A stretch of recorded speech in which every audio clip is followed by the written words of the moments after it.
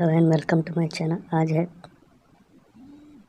31 जुलाई और 31 जुलाई के current affairs को देखेंगे। वीडियो में आगे बढ़ने से पहले वीडियो अगर अच्छा लगे तो लाइक शेयर एंड सब्सक्राइब जरूर करिएगा। चलिए आज का पहला क्वेश्चन देखते हैं। पहला क्वेश्चन कौन सा है? मानव तस्करी के खिलाफ विश्व दिवस जिस दिन को मनाया जाता है। मानव तस्करी के खिलाफ विश्व दिवस किस दिन को मनाया जाता है? 28 जुलाई को, 29 जुलाई को, 17 जुलाई को, 30 जुलाई को। तो मानव तस्करी के खिलाफ विश्व दिवस हर साल 30 जुलाई को मनाया जाता है। तो ऑप्शन डी सही है। कब मनाया था मानव तस्करी के खिलाफ विश्व दिवस? 30 जुलाई को। संयुक्त राष्ट्र हर साल 30 जुलाई को मानव तस्करी के खिलाफ विश्व दिवस के रूप में मनाता है। महासभा में वर्ष 2013 में 30 जुलाई को मानव तस्करी के पीड़ित की स्थिति के बारे में जागरूकता बढ़ाने और उसके अधिकारों के समर्थन और संरक्षण के लिए व्यक्तियों के तस्करी के खिलाफ विश्व दिवस के रूप में नामित किया गया। तस्करी के खिलाफ विश्व दिवस के लिए 2020 की थीम क्या है? Committed to the cause, working on the front line to end human trafficking. मानव तस्करी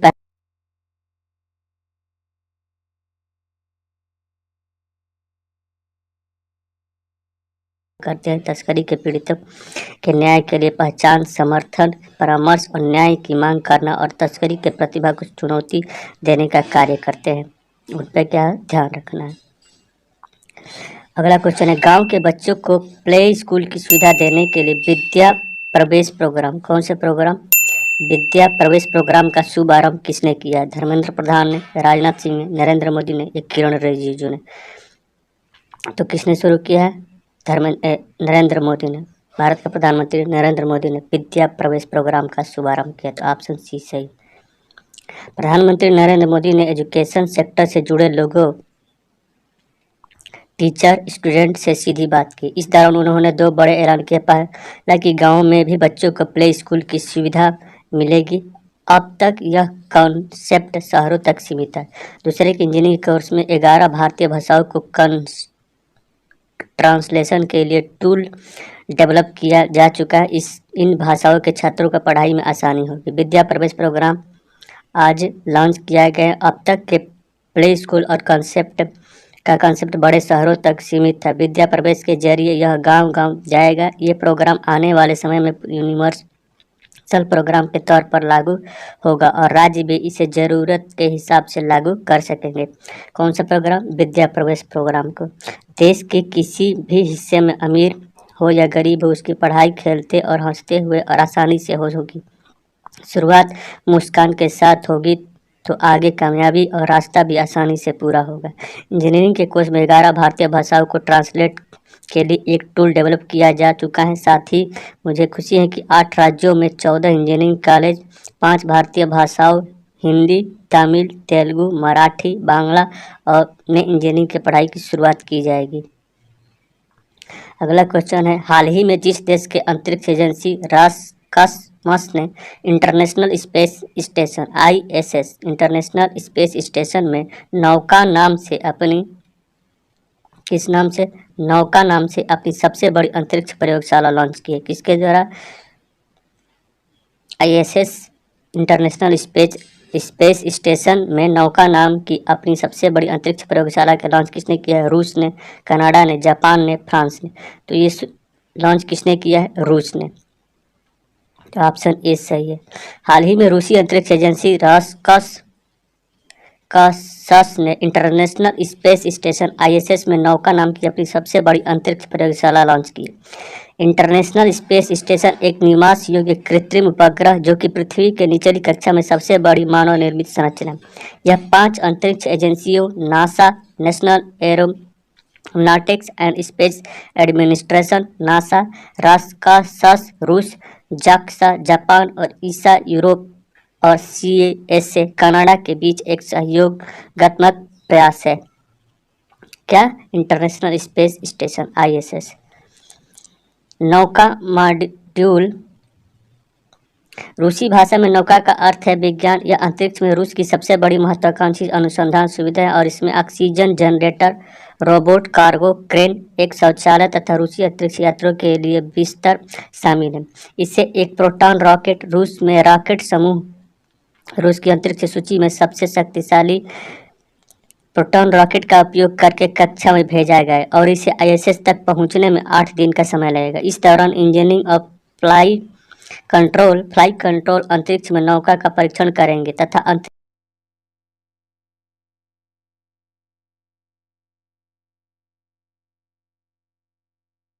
तो रसिया के बारे में देखते हैं। रसिया की राजधानी क्या है? मॉस्को। रसिया की राजधानी क्या है? मॉस्को। रसिया की राजधानी क्या है? मॉस्को। रसिया के प्रेसिडेंट कौन से है? Vladimir Putin.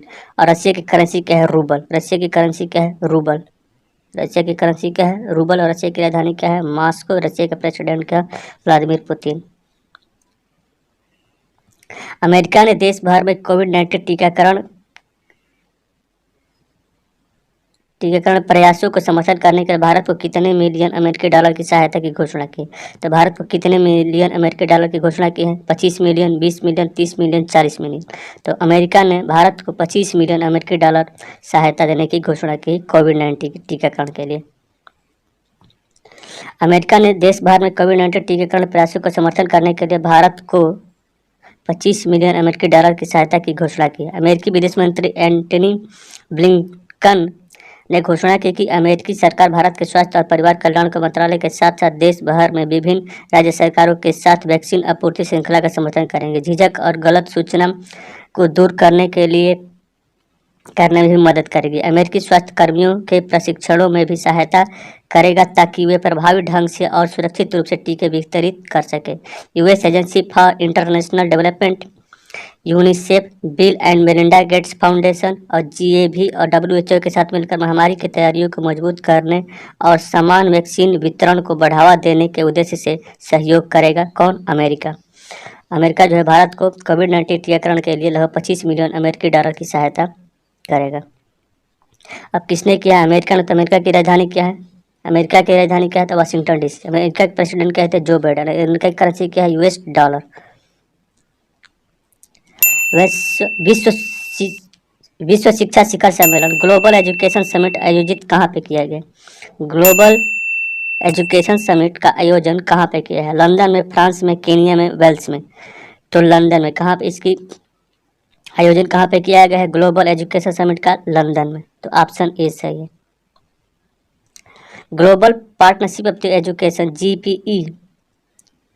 जीपी का फुल फॉर्म क्या है? Global partnership for the education के लिए 5 बिलियन अमेरिकी डॉलर के जुटाने के उद्देश्य से केन्या और यूनाइटेड किंगडम लंदन एक वैश्विक शिक्षा शिखर सम्मेलन ग्लोबल एजुकेशन समिट का मेजबानी कर रहे हैं। जीपीई 90 क्षेत्रों और देशों में सार्वजनिक शिक्षा को फंड देगा। कितने क्षेत्रों में? 90 क्षेत्रों और देशों में सार्वजनिक शिक्षा को फंड देगा। जिन देशों में सार्वजनिक शिक्षा के लिए धन की आवश्यकता होती है वह दुनिया के 80% ड्रॉप आउट बच्चे हैं। यह शिखर सम्मेलन इसलिए आयोजित किया जा रहा है क्योंकि सरकारें कोविड-19 महामारी के कारण भारी चुनौतियों का सामना कर रही है, जिससे व्यवधान उत्पन्न हुआ है। महामारी के कारण अधिकांश देशों में स्कूल अचानक बंद हो गए हैं। कोविड-19 महामारी के दौरान ऑनलाइन प्लेटफॉर्म के माध्यम से सीखने में गंभीर अंतराल पैदा कर दिया है क्योंकि निम्न व मध्यम आय वाले देशों में लोगों के पास स्मार्टफोन तक सीमित पहुंच गए हैं। स्मार्टफोन तक सीमित पहुंच है। बस अगला क्वेश्चन है ईओएस थर्ड प्राकृतिक आपदा निगरानी के लिए एक उपग्रह किसके द्वारा लॉन्च किया गया था? ईओएस प्राकृतिक आपदा निगरानी के लिए एक उपग्रह किसके द्वारा लॉन्च किया था? इसरो के द्वारा, नासा के द्वारा, डीआरडीओ के द्वारा या जेएसआरओ के द्वारा? तो किसके द्वारा लॉन्च किया? इसरो के द्वारा। ईओएस थर्ड प्राकृतिक आपदा निगरानी के लिए एक उपग्रह लॉन्च किया जा रहा है इसरो के द्वारा। तो ऑप्शन ए सही है। भारतीय अंतरिक्ष अनुसंधान संगठन इसरो का फुल फॉर्म क्या है? भारतीय अंतरिक्ष अनुसंधान संगठन यह एक उपग्रह लॉन्च करने की योजना बनाए जिसका उपयोग प्राकृतिक आपदाओं की निगरानी के लिए किया जाएगा। यह उपग्रह एक जियो इमेजिंग उपग्रह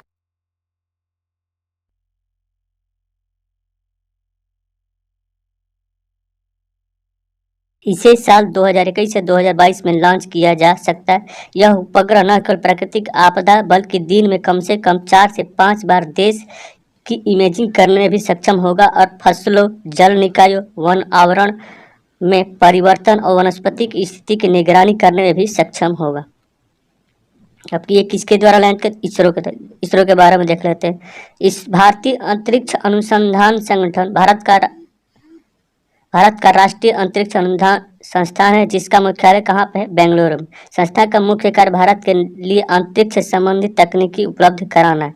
इसकी स्थापना किसने की थी? विक्रम अम्बालाल साराभाई ने। तो क्या है? विक्रम साराभाई ने। अंतरिक्ष शॉर्टकट में क्या बोलते हैं? विक्रम साराभाई। इनका पूरा नाम क्या है? विक्रम अम्बालाल साराभाई। इसकी स्थापना, इसरो की स्थापना कब होती है? 15 अगस्त 1969 में। इसका मुख्यालय कहाँ है? बेंगलुरु में। इसके निर्देशक है के सीवन, कैलाश वादिव सीवन। इसका पूरा नाम क्या है? कैलाश वादिव सीवन, के सीवन के भी नाम से जानते हैं, के सीवन। इसका मूल संगठन है अंतरिक्ष विभाग। इसका सहयोगी कंपनी है विक्रम साराभाई अंतरिक्ष केंद्र, भी इसका ही पार्ट है। 780 नए हवाई यातायात मार्गों की मंजूरी किस योजना के तहत की गई? 780 नए हवाई यातायात मार्गों की मंजूरी किस योजना के तहत की गई? तरुण योजना के थ्रू, सौभाग्य योजना के थ्रू, स्वाधार योजना के थ्रू या उड़ान योजना के थ्रू? तो 780 नए हवाई यातायात मार्गों की मंजूरी उड़ान योजना के तहत की गई। तो ऑप्शन डी सही है। भारत सरकार ने घोषणा की उसने उड़ान क्षेत्रीय हवाई संपर्क योजना के तहत 780 नए हवाई यातायात मार्गों को मंजूरी दी है। नागरिक उड्डयन मंत्री ज्योतिराज सिंधिया, नागरिक उड्डयन मंत्री अभी हाल ही में किसको चुना गया है? ज्योतिराज सिंधिया को, ने लोकसभा को बताया कि योजना के शुरू होने के बाद देश में 359 रूट खोले जाएंगे। उड़ान योजना के तहत 59 नए हवाई अड्डे स्थापित किए गए हैं। मंत्री ने कहा कि नागरिक उड्डयन गतिविधियों में वृद्धि के साथ कार्गो हैंडलिंग सेवाओं का भी तेजी से विकास हुआ है। कोविड महामारी के दौरान एयरलाइंस के माध्यम से कार्गो हैंडलिंग भी 2% से बढ़कर लगभग 19% हो गए। कार्गो हैंडलिंग कितने परसेंट हो गया? 2% से बढ़कर 19% हो गया। देश में कार्गो ऑपरेटरों की संख्या 28 हो गई है। देश में कार्गो ऑपरेटरों की संख्या कितनी हो गई है? 28 हो गई है। अब ये कौन सी स्कीम के थ्रू यूज शुरू है? उड़ान। तो उड़ान के बारे में देख लेते हैं। उड़ान एक क्षेत्रीय हवाई अड्डा विकास और भारत सरकार की रीजनल कनेक्टिविटी स्कीम है, जिसका उद्देश्य देश के आम नागरिकों को उड़ान भरने के उद्देश्य से है। जिसका उद्देश्य हवाई यात्रा को सस्ती और व्यापक बनाना है ताकि राष्ट्रीय आर्थिक वृद्धि हो सके और भारत के सभी क्षेत्रों में और राज्यों के विकास और नौकरी में वृद्धि करना है। ये उड़ान योजना की शुरुआत किसने की थी? प्रधानमंत्री मोदी ने 23 अप्रैल 2017 को इसकी शुरुआत की थी। उड़ान का फुल फॉर्म क्या है? उड़े देश के आम नागरिक। उड़े देश का आम नागरिक।